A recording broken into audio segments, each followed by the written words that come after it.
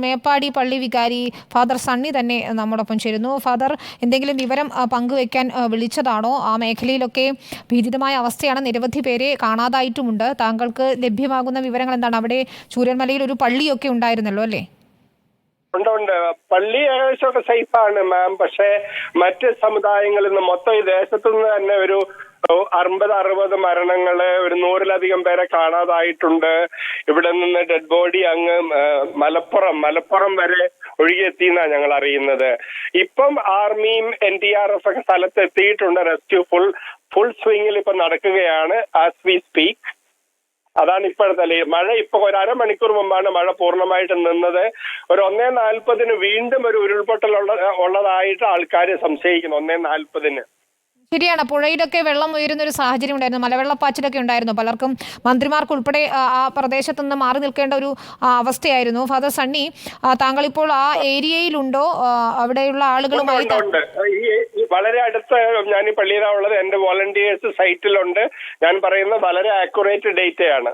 Okay, ഞാനതിൽ പൂർണ്ണമായും വിശ്വസിക്കുന്നു. ഞാൻ ചോദിക്കാൻ വന്നത് ഏതൊക്കെ തരത്തിലുള്ള ഒരു സഹായം ഇനി ആവശ്യമുണ്ട് എന്നുള്ളതാണ്. ഇപ്പോൾ മുണ്ടക്കൈ മേഖലയിലേക്ക് ഒരു പാലം ഇല്ലാത്തത് കൊണ്ട് തന്നെ വലിയ ബുദ്ധിമുട്ടുണ്ട്. അവിടെ ഇപ്പോൾ കുടുങ്ങിയ ആളുകൾ, ഈ ട്രീവാലി റിസോർട്ടിലൊക്കെ ഉണ്ടായിരുന്ന ആളുകൾക്ക് പലർക്കും ഗുരുതര പരിക്കൊക്കെ പറ്റിയവരുണ്ട്. അവരെ ഇങ്ങോട്ട് മാറ്റാൻ കഴിയാത്ത അവസ്ഥയുണ്ട്.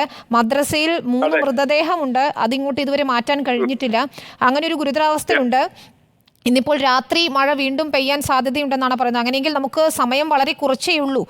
കൂടുതൽ സൈനികർ എത്തുമെന്ന് പറയുന്നു. എന്ത് ചെയ്യാൻ കഴിയും സർ? മിലിറ്ററി NDRF ഒക്കെ എത്തിക്കഴിഞ്ഞു മാം സൈറ്റിൽ. അവർ ഫുൾ സ്വിംഗ് ഓപ്പറേഷനിലാണ് ഉള്ളത്. മഴ 48 മണിക്കൂറിനുള്ളിൽ ഇനിയും പെയ്യുമെന്നാണ് ഞങ്ങൾക്കും കിട്ടിയിരിക്കുന്ന വിവരം. ബാക്കി നിങ്ങൾക്ക് എന്തെങ്കിലും ഡേറ്റ് ഉണ്ടായിരിക്കാം. ഈ 40 മഴ പെയ്തു കഴിഞ്ഞാൽ വീണ്ടും വഷളാകും. അതുകൊണ്ടാണ് ഞാൻ പറഞ്ഞത് 1:40 ഇപ്പൊ 1:40 PM വീണ്ടും ഒരു ഉരുൾപൊട്ടൽ ഉള്ളതായിട്ടാണ് എനിക്ക് ലോക്കലായിട്ട് കിട്ടുന്ന വിവരം അവിടെ നിന്ന് ആൾക്കാരെടുത്തുന്നത്. ഫാദർ, 84 മരണമാണിപ്പോൾ സ്ഥിരീകരിക്കുന്നത്. അതുതന്നെയാണ് വലിയ വേദനയുണ്ടാക്കുന്നത്. എനിക്കറിയാം, താങ്കൾ അവിടെ ഉള്ളത് കൊണ്ട് തന്നെ അത്രത്തോളം വേദനിപ്പിക്കുന്ന കാഴ്ചകൾ തന്നെയായിരിക്കും കണ്ടുകൊണ്ടിരിക്കുന്നത്. പക്ഷേ കുറേ അധികം ആളുകളെ കാണാതായിട്ടുണ്ട്. ഈ ചൂരൽമല മേഖലയിൽ നിന്നൊക്കെ സ്കൂളിന് സമീപം താമസിച്ചിരുന്നവർ, മുണ്ടക്കൈ ഈ മദ്രസയ്ക്ക് ഉൾപ്പെടെ സ്കൂളിനടുത്ത് ഉൾപ്പെടെ താമസിച്ചിരുന്ന ആളുകൾ, ഏതാണ്ട് ആ പാടികളിലൊക്കെ താമസിച്ചിരുന്ന കുറേയധികം ആളുകളെ കാണാനില്ലെന്ന ബന്ധുക്കൾ വിളിച്ചുകൊണ്ടേ ഇരിക്കുകയാണ്. നമുക്ക് എന്ത് പറയണമെന്ന് അറിയാത്ത അവസ്ഥയാണ്. താങ്കൾ അവിടെ രക്ഷാപ്രവർത്തനം ഏകോപിപ്പിക്കുന്ന ഏത് മേഖലയിലാണ് ഇപ്പോൾ കൂടുതൽ ആളുകൾ എത്തിച്ചേരേണ്ടത്, സന്നദ്ധ പ്രവർത്തകരായാലും ഒക്കെ എത്തിച്ചേരേണ്ടത്? പ്രകാരം മാം അവിടെ ഇപ്പൊ അധികം ആൾക്കാരുണ്ടെന്ന ഇപ്പൊ ഞങ്ങൾക്ക് കിട്ടിയ വിവരം. പ്ലസ് ആർമിയൊക്കെ എത്തിക്കഴിഞ്ഞ് ഇപ്പോഴത്തെ അവസ്ഥയില് ഇപ്പൊ നമുക്ക് ഇനി ബാക്കി പുറത്തോട്ട് വന്നാൽ ക്യാമ്പ്, മറ്റു കാര്യങ്ങള് അതിലൊക്കെ ആയിരിക്കും. സൈറ്റിൽ ഇപ്പൊ ആവശ്യത്തിനാളുണ്ടെന്നാണ് ഞങ്ങൾ അറിയുന്നത്.